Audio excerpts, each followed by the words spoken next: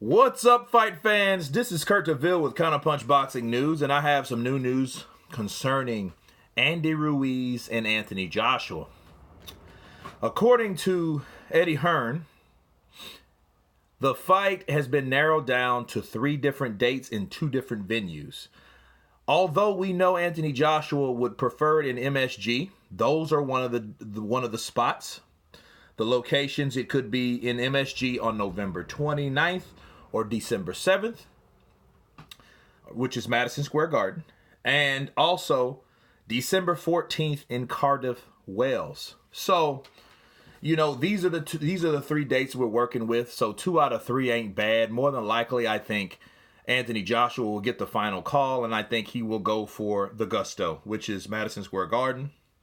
You know, there's a lot of history in Madison Square Garden, you know, on top of other upsets and classic fights, you know, because remember, Muhammad Ali took his first loss there to Joe Frazier.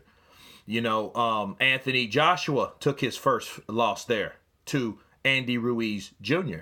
So it's a lot of history there, but now there's a lot of personal history.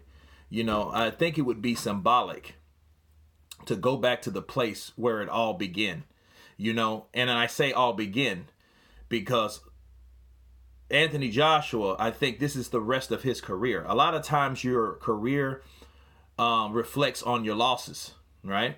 It really wakes you up. You know, it reminds me of Marco Antonio Barrera after Barrera was beaten by Junior Jones. And he was surprised. He was 50, I think he was 56-0. Or, I know he was undefeated, okay? Because I know your boy Campus, I think, was 56-0 when he fought Felix Trinidad. That's where I got that record from. But he was an undefeated fighter, and he didn't show any regard to punches or punching power. And he should have, because he caught a right that knocked him smooth out. I know often differences of losses, you know.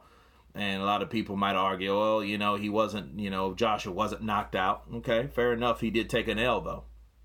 Marco Antonio Barrera took an L. But what did he do after that? What he did after that defined who he was as a fighter.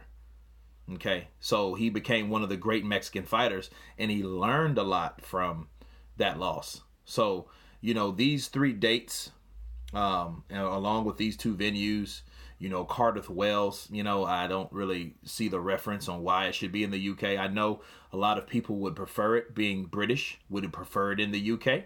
You know, shouts out to you guys. However, I would, in my opinion, would want it to be in Madison Square Garden where it'll all begin.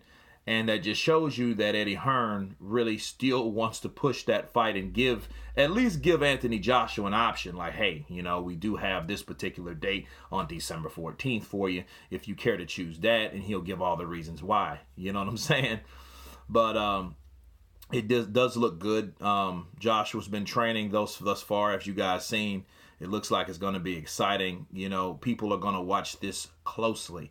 So this fight is going to be very much anticipated. You know what I mean?